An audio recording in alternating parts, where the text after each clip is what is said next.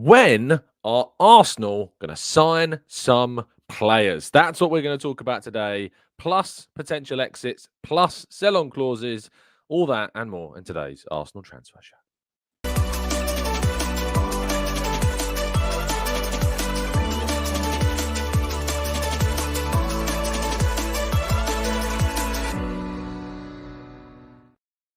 Hello and welcome to the Gooner Talk, back again with you guys and girls for another episode of what is the Arsenal Transfer Show, joining you every single morning at 8 a.m. UK time, joining you every single morning and tuning in for what is, of course, the Arsenal Transfer Show, bringing you all the latest Arsenal transfer stories and news and discussions.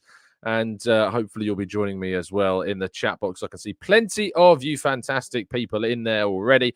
Good morning to Matt G, to Tony, to Sean. Good morning to Brad and Damien and Chris, Ryan. We've got Black Shine, Shari, Damien, Lumen, Barry, Carlton, Peter. We've got Arasilki and Morgie and Stephen and Steve, Paul and Runs with Cows, Glenn, Stevie, Adagoke, James, Answer, Lars. Plenty more of you guys and girls as well. Thank you, as always, for tuning in. You are all incredibly appreciated. And I hope you've had a fantastic start to your week. And I hope your Friday night was good. And I hope you're ready for a weekend of European football action, of course. We've got the last 16 games going on, the first group of those as well. Plenty to discuss, plenty of football back in action. It's nice to see it. It was weird, isn't it? I've almost at times think so much football goes on. So much football is played. And I've enjoyed a couple of days without any football. But now it's back today, and we've got Switzerland, Italy at 5, and Germany, Denmark at 8. And then tomorrow, of course, you've got England. I'm actually at a wedding tomorrow, and it obviously will go over the England game. I'm kind of curious to see how and if people are going to be like hiding in corners with their phones watching the game. I'm very curious to see how that goes down tomorrow. But yeah, I'm looking forward to it. And I really am looking forward to enjoying that. But first, we have to talk about Arsenal, and we're going to do that. So good morning to those joining us live in the chat box and those that are catching up. Please do make sure you drop a like on the video and subscribe to the channel if you are new around here, so that you can indeed enjoy it and help us enjoy more shows in the future too. We did reach that for yesterday, so a massive thank you to that. And for those that listen on catch up on audio platforms, make sure you hop over to YouTube to leave your likes as well too. Right, there isn't loads, I'm gonna be very honest with you, there's not loads to talk about today, which means we're going to go into part 2 probably a little bit sooner than usual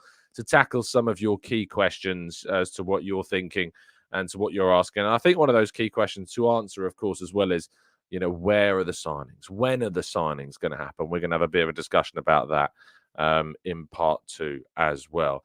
Omari Hutchinson has agreed a deal between Chelsea and Ipswich Town for around £22 million. We know that Arsenal have a sell-on clause in this, and Arsenal will receive some money as part of this deal as well. Should it indeed be announced before that June 30th deadline, Arsenal will benefit with some money there, as will Chelsea, who have done plenty of business in this early part of the window, both with incomings and outgoings, because they needed to. And that was obviously very, very important. But Arsenal will get some money involved in this deal. And that's a credit to Arsenal, who, despite the fact, lost a player that they wanted to keep, they made the offers to try and keep him. He wanted to leave, but they had the smarts to be able to put that sell-on clause in rather than just getting a compensation fee at the time. And certainly they're going to benefit from that. Does it, however, take Ipswich out the race for Emile Smith-Rowe? That's the question I'm asking, because I think that obviously with that interest that we heard that existed in Emile Smith-Rowe, has that now dissipated? Has that taken them off of the market for a player like Smith-Rowe? We know that there are other clubs that are interested in a player like Smith-Rowe. We know that Fulham, we know Crystal Palace, I think Wolves have even been mentioned as having interest in Emile Smith-Rowe. But Ipswich signing Omari Hutchinson, another attacking midfield player, I think that probably does take them out of the market. And the last kind of key story, we've got the question which we're going to tackle as well, but the key story from yesterday that emerged was the severe story surrounding Albert Sambi Lokonga. It is said that Arsenal are looking for €12 million of an obligatory purchase clause.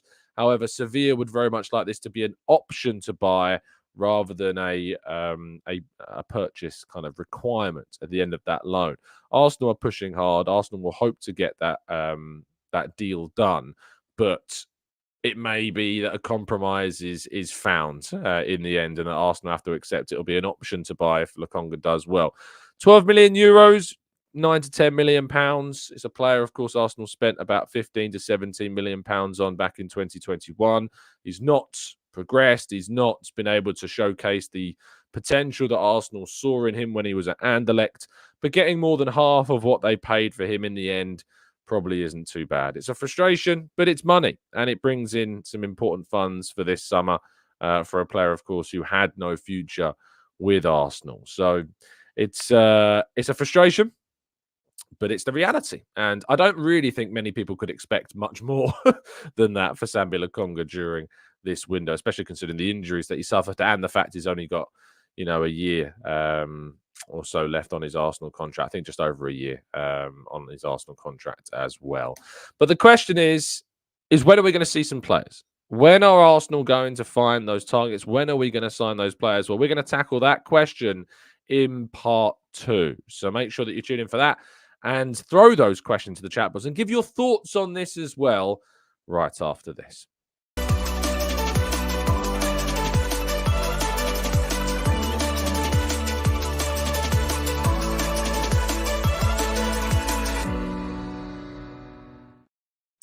So this is part 2 of the show where we tackle your thoughts and your question in the chat. But I'd like to start this part 2, this slightly extended part 2, with a question of our own, which is, when do you think we will sign players? Are you concerned that we've not seen so much? Why are you concerned?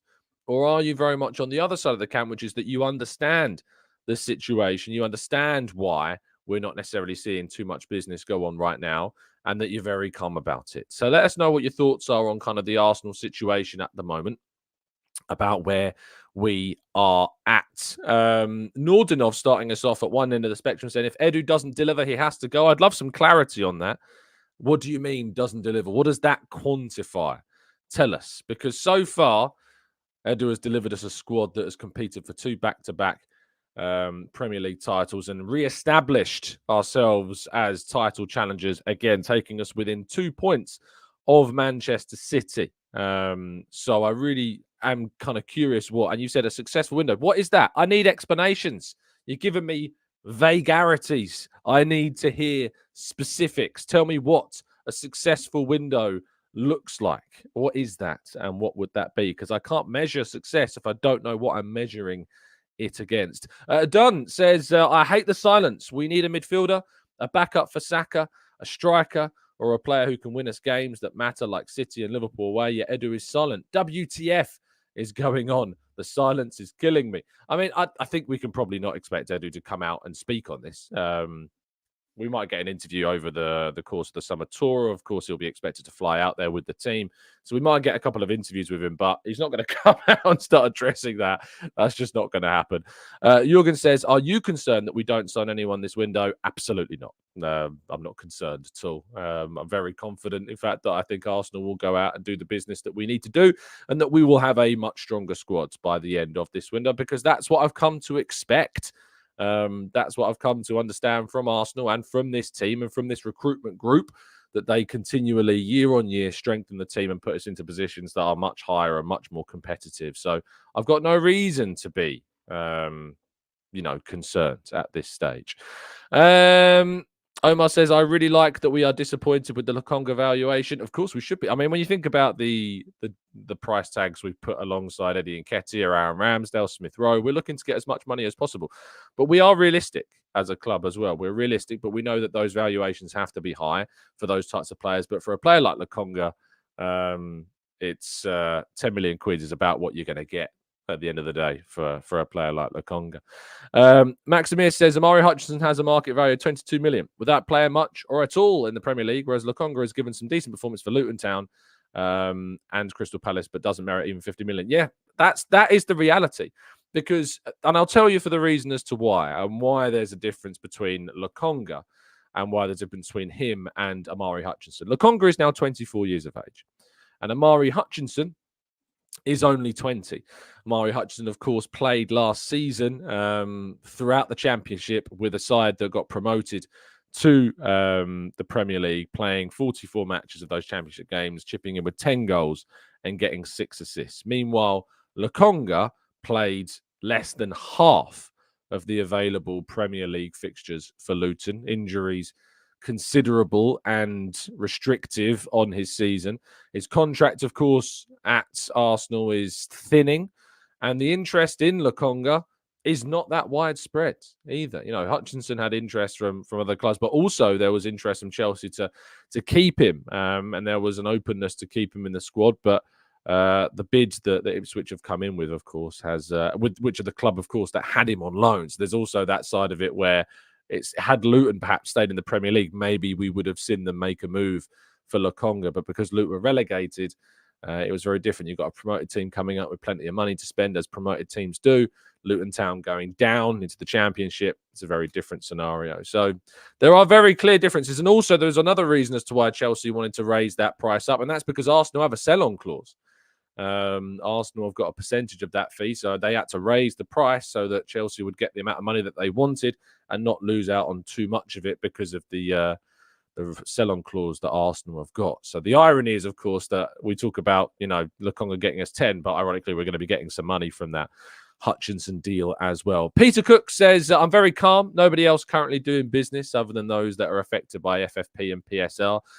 So zero need to panic. Gooner76 says people need to chill on transfers. I think July will be when we do the business and we need to sell first. We don't necessarily have to sell first, but certainly selling will enable us to do more business during this window.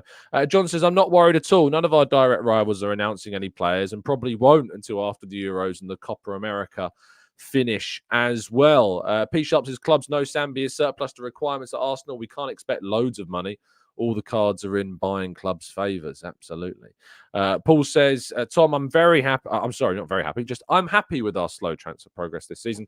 Like I mentioned at the top of the show, Timber is our first new signing, in my view, up the Gooners. I'm kind of reticent to go that far, but he definitely will feel like a new signing, but he doesn't count, I'm afraid. Omar says, success is selling every player above 25 million minimum. I mean, ludicrous. Absolutely unrealistic and ludicrous.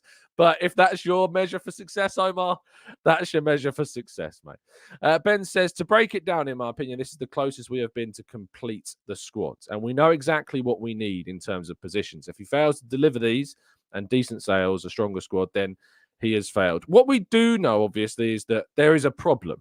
And the problem is the current market. The market is not the market of last summer or the summer before that. We do know what we need. We know we need to bring in reinforcements in the forward line. We know we need to bring in a midfielder as a priority. We know that we need to bring in at least one defender. And we know that we're probably going to need a backup goalkeeper. We may need a fifth player in there as well. We know what we need. We're all very aware of that. The problem that we've got is the market. The market is the issue because the only real centre forward out there that really does make sense is Isak, and he isn't available and isn't going to be available for anything other than an absolutely ridiculous number that Arsenal simply will not be spending on one player during this. I don't predict that. But certainly all the sounds that we've been getting out of things have been telling us that that won't be the case. And there isn't really anybody else. You've got Gyökeres, of course, who I like a lot, but is a big risk and still very expensive at £86 million. And that's why there was interest in Benjamin Sesko at the start of the window because of that £55.6 million release clause. It was very reasonable and for a very good talent as well. But him deciding to stay, of course, has somewhat kind of pushed Arsenal back in terms of what they're then looking to do. But still the noise surrounding that was far louder than the reality of that situation. You've got the midfield, but again, there is not a Declan Rice type player out there during this window that we are looking to go for, and that makes it very, very difficult. And you've got people like Nordenov here who have expectations of players like Rafael Leao, a player that has only just signed a brand new deal with AC Milan, again would be costing you upwards of 100 million. And if that's the expectations from some fans, then they're never going to reach what the realistic outcome of Arsenal is going to be because that's not going to happen. And even in any case, Liao is not even a guarantee either as well. K Lum says, James B, of course, friend of the show, part of AFTV, says, raised an interesting point in his video yesterday.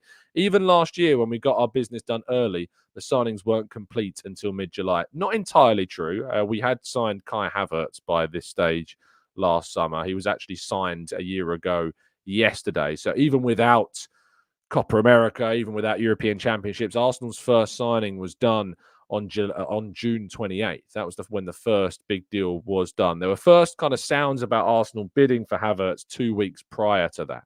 So I'm hoping that we start to hear some news about who Arsenal are going to be kind of really targeting in the next fortnight.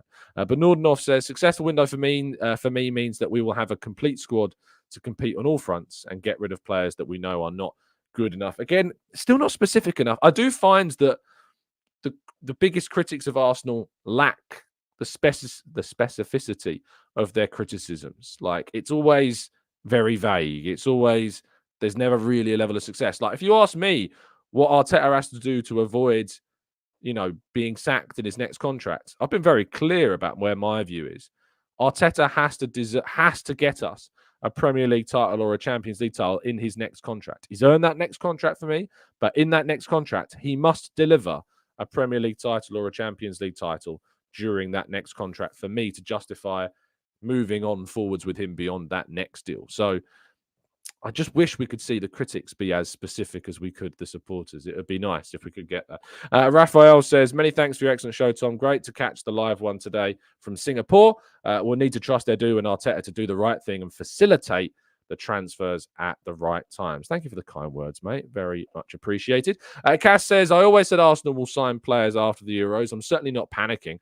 Remember, we also have to sell players as well. City, United, Spuds, and Liverpool haven't signed anyone themselves yet. Gunnarola says, Edu delivering has to be moving on our fringe players for decent value.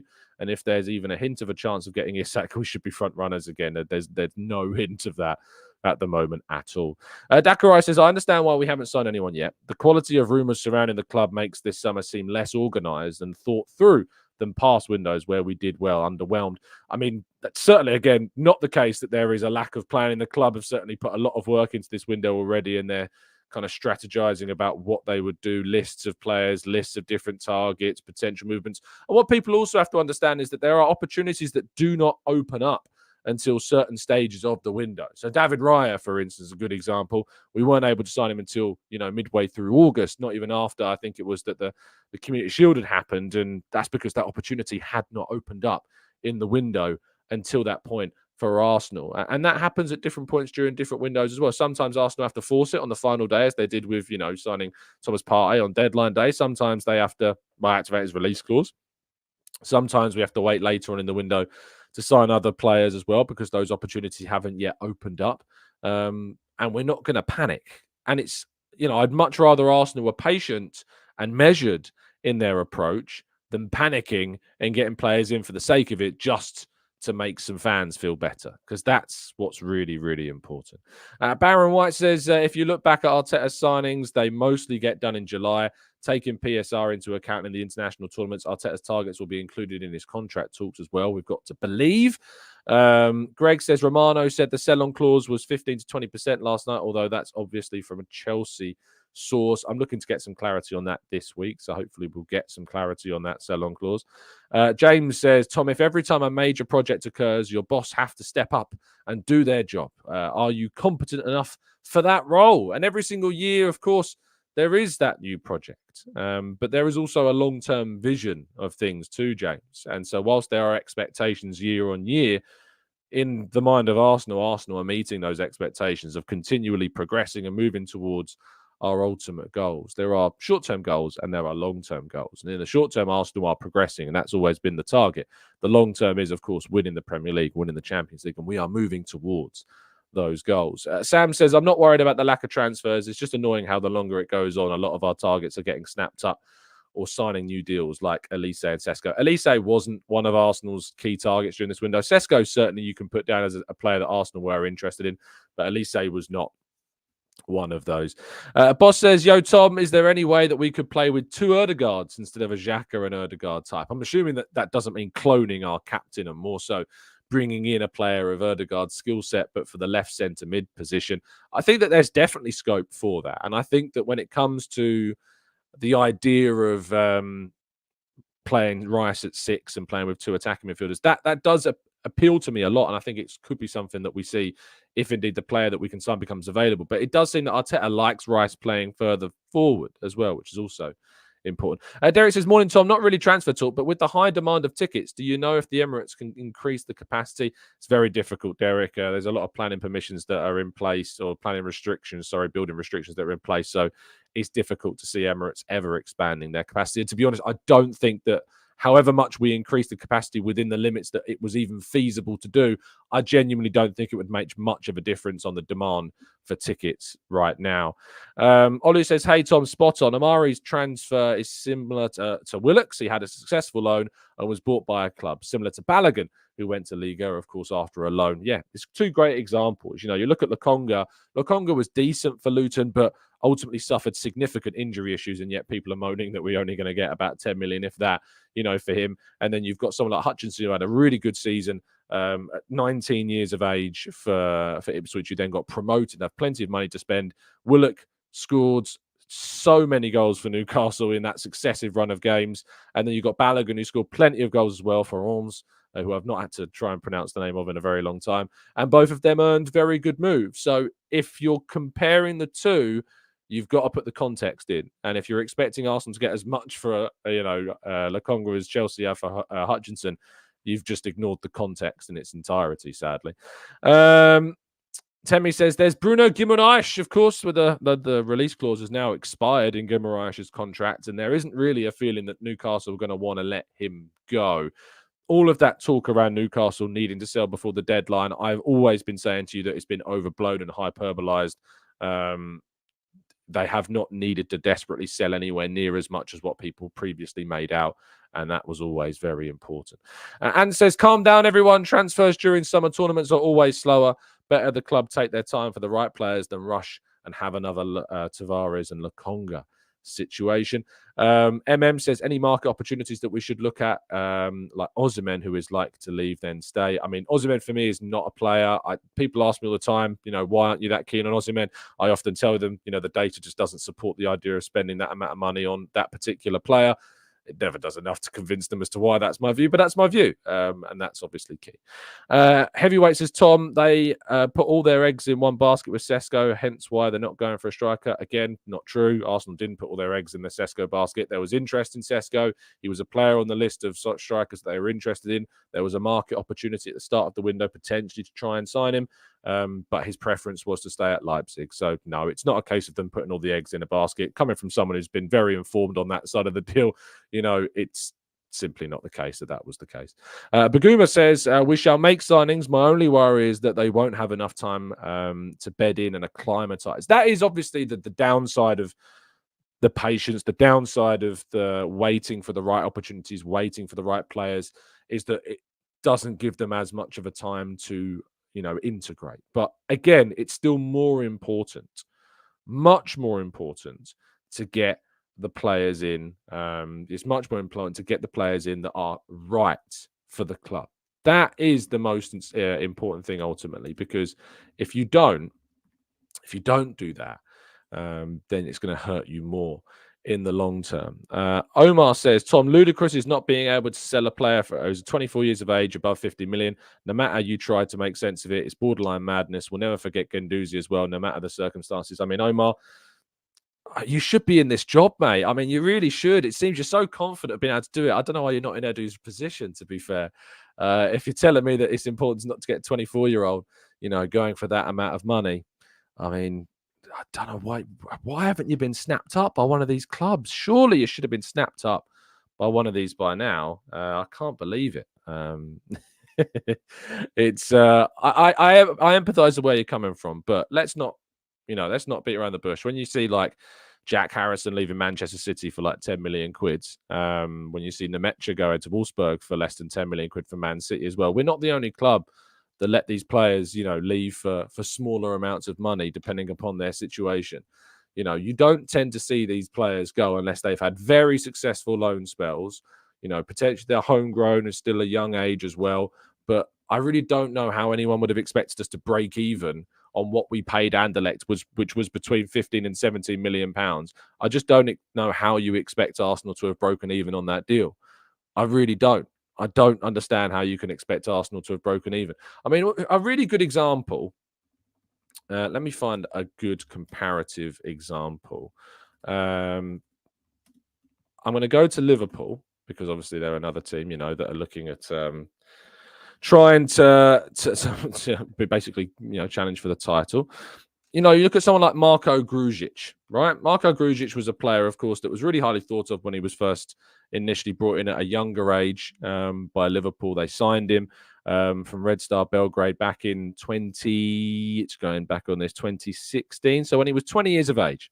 Same age, of course, if you think about it, that we sold, so that we signed Lokonga, a midfielder playing in that defensive position. He went on loan a couple of times. He went to Cardiff. He went to Hertha, playing in the Bundesliga. And do you know how much they sold him to Porto for, who he's since played 78 appearances for? They sold him for, double checking, 10 million quid. 10.5 million pounds is what they sold Grujic for. They sold him in 2020 to Porto. So still during this kind of period of high transfer fees at a time when Liverpool were competing and winning titles. So if it's ludicrous for us not being able to sell a 24-year-old, well, Liverpool went and sold Grujic, who I think is pretty comparable in terms of position, age, when he came into the club, or what age he was signed by the club, the loans he went on. And yet they only made a £10 million for him. So I don't think it is that ludicrous. And I think that's a very good example to prove you wrong in that sense. Steely Face says, and again, I do these on the fly. These aren't pre-prepared, by the way. You're all available by Google. So you can go and search them up for your own examples if you would like. Still Your Face says, you would think the recent PSR issues would have helped lower prices of transfers. Once again, Chelsea are in their own world, ruining the spirit of the game. You just got to let them crack on. You just got to let them do what they do, mate. There you go. Paul says, Tom, do you think Bukayo Saka is good at left back? I wouldn't be playing him there. I would be playing on the left wing for England. I don't really have an issue playing on the left wing. But at left back is a big no. Rob says, which is a bigger risk, having Havertz as our 9 or importing a 9 from another league? Is the first half of the season with good form enough data to feel comfortable that he can reproduce that versus an unknown and a newcomer to the Premier League? There's risks with any signing. It's difficult to kind of weigh up what the bigger risk is, because how do you determine that? If you're bringing in Sesko to be Havertz's replacement, I think that would be a big risk, because obviously he's still a youngster, 20 years of age, and coming to a brand new league. Whereas maybe a Gyökeres has less risk, maybe an Isak has no risk, But any transfer really has some semblance of risk as well. So that's really, really important. I was big up for your on-the-go knowledge, though, Tom. It's amazing. I mean, just Google it, mate. It's all there for you. It's just worth finding examples. It brings in context. It brings in clarity, And if you are frustrated that Arsenal aren't getting an amount of money for a player, it's worth doing a bit of research into what similar types of players have left similar types of clubs for at certain points. I think I saw a comment from Ben that said we should only really be looking at City. We used the example, Ben, of Liverpool when they were challenging for a title. It was the best possible club to look at in the context. City stand out on their own. Financially, in terms of players and sales, there is no club that compares to Manchester City. The best example that you've got to compare Arsenal to is the club that have competed against City for the best part of the last 6 years. So City is much worse of an example to potentially look at. And even if you do want to look at Manchester City, as I said, Jack Harrison, who left the club for Leeds, went for about 10 million quid. So I don't know what really more I can do at this point, Ben, to give you examples that can provide any more context or clarity to that situation. Ronald says, what happens to Tierney? It's a difficult one, that, because obviously being injured, it could be a long-term injury. He may end up staying at the club until January. He may end up staying to the club until his contract expires. And that's just a very frustrating thing. a very frustrating thing for Arsenal to deal with at the end of the day, and that's just the reality of it. I think what we will do is we'll bring the show to an end there. Thank you so much, guys, for tuning in. Really appreciate your time. And I know that there's not loads going on in the world of Arsenal, and it's frustrating plenty of you. As I've said, never I say every single year on this, as I always say, please, please, please be patient. Be patient on this. It is early. It is still June. There are still championships and tournaments going on. And that's really, really important. It's really, really important. So when you're looking at a situation like Arsenal, you have to look at what we have done in previous years. Look at the squad we've built. Look at where we were. Look at where we are now. Look at how we've got there. The people involved in it are the people that have taken us to this position that we are, and some of us still take, sadly, for granted. Appreciate what you've got while you've got it, because you never know what can happen. You can one day end up looking like Manchester United, and we don't want that. So thank goodness that we've got the people that we've got, and I'm very, very confident, optimistic for, of course, the rest of the window. Please make sure you drop a like on it before you leave. That really would be appreciated, and I will see you tomorrow morning, bright and early, for anything more in terms of excitement going on in the world of Arsenal transfer. See you soon, and as always, stay safe, stay well, stay happy and respectful, of course, as well, and as always, up the Arsenal.